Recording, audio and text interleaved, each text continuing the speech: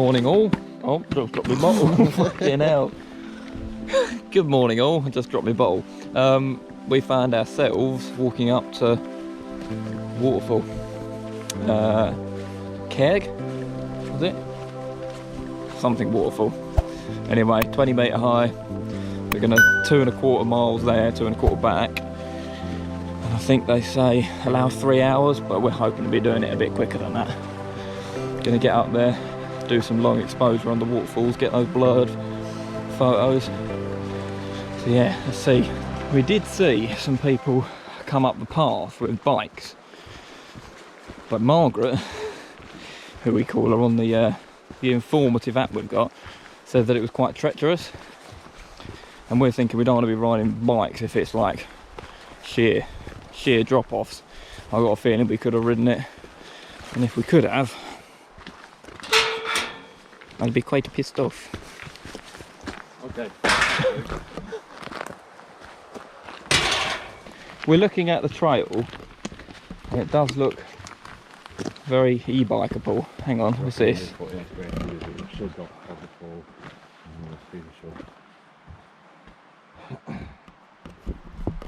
See that I don't want to be riding if it's really. Let's walk it. We were contemplating riding it, but we're going to walk it.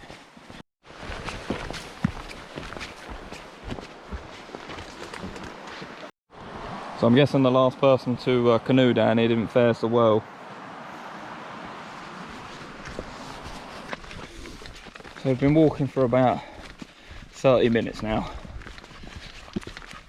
Great path, overtaking a few people, not many people coming down. And we're hoping the falls are just over here. I imagine it's not. I imagine it's one of those things where you carry on going and going and going. Oh, Sam can hear it. So there's the top of it, and we're going to go down here.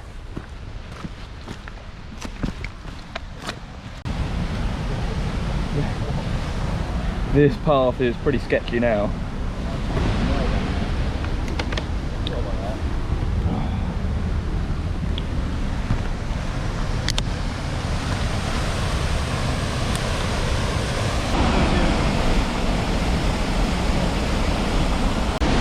After a treacherous descent, we've made it.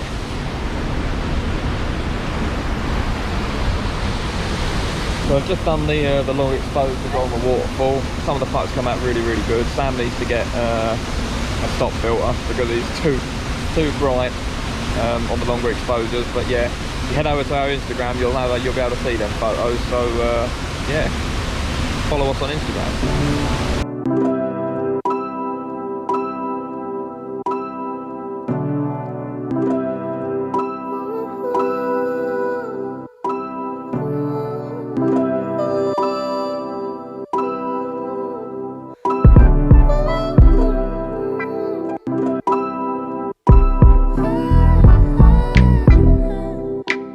Myself and Sam just climbed what?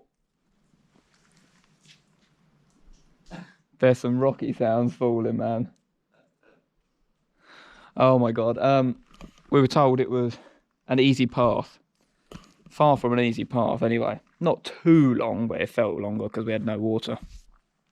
So up here at Bone Caves, which used to have God knows what pumas or things long ago, wolves and things in. And there is not anybody for miles around. Just look at that view. It's incredible.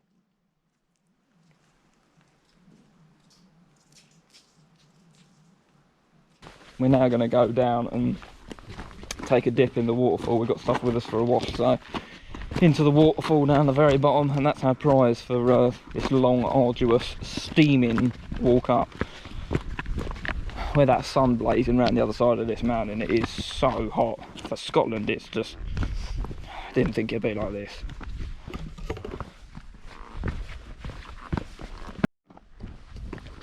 Back out into the blistering heat. Shouldn't be too bad on the way down though. You can see the path up there, which goes on the very side of that cliff. That's where we've come from.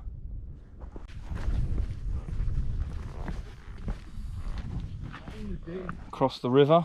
I'm guessing in winter time this would be raging, but it's completely dried up now. What I will say about the paths is that we were told they were pretty well pathed for the majority of the way. Not the case. It's well, some of it you're making up your own route, and some of it's very unclear, but you're heading the head in the direction you think you're supposed to go, you'll end up there.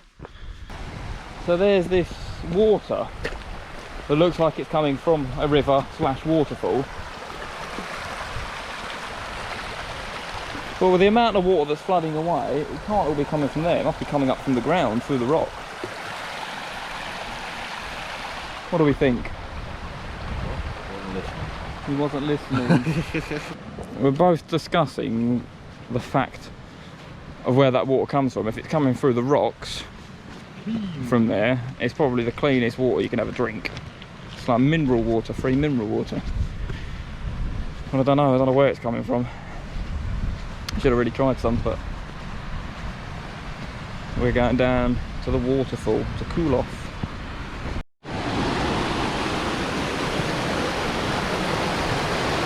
This is what we're looking at. So we've parked up in this, again, beautiful spot. We asked the gentleman that was already parked in the spot whether we could kind of park in next to him. He was kind enough to say that we could. So now I'm just trying to wait for that sun to get below the mountain peaks, and then I can get the drone up and get some awesome shots. It's just a little bit too washed out at the moment, so more drone shots incoming. And I just realised that this GoPro I put in the back of the van and crushed it in the door, so hopefully it's all still working. But the lens protector that was across the front, which I put on there for those reasons of being protective, smashed, got spare one in the van, so hopefully I can put that on later. But yeah, things are getting better. I have no idea what they were honking at. Not a clue. Anyway, yeah, dinner again, and see what happens. Midges are coming again.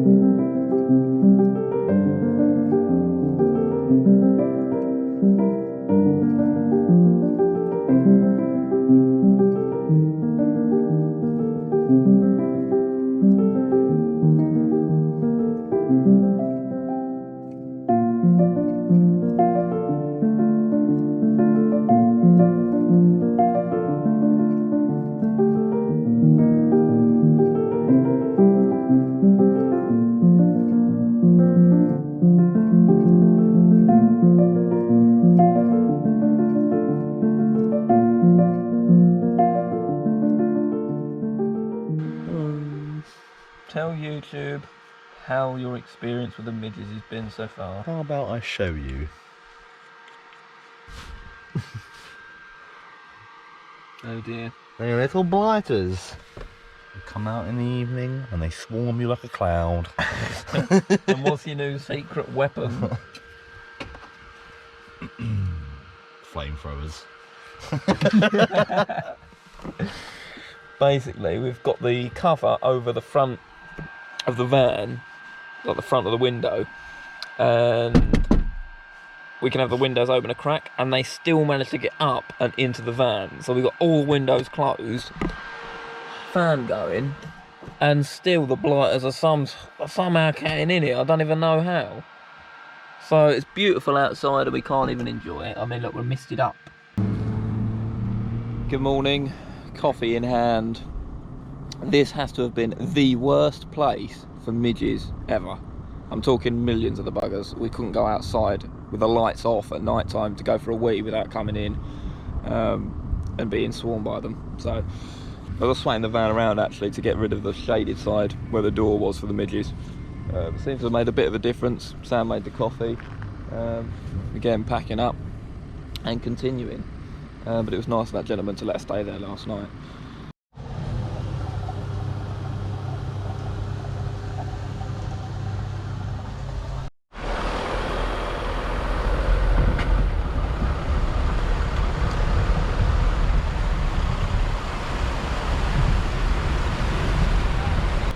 It would appear that the gate is locked.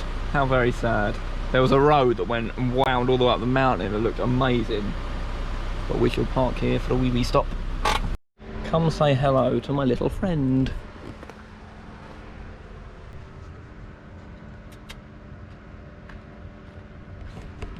Bizarre. Wasn't expecting to see a deer here. Get your photo, Sam, go on. Trying. It was at this point that the sun went down and our evening was ruined by the midges once again. We just had to escape. We headed for the sea where there would be a breeze and a slight chance there would be less of a nuisance to us.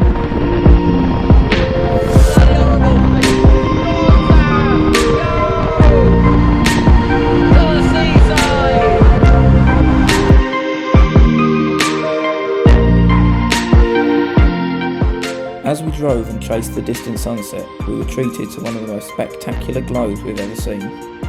Scotland really is one of those spectacular places that just keeps on giving. Sunsets, scenery, wildlife, it's got it all.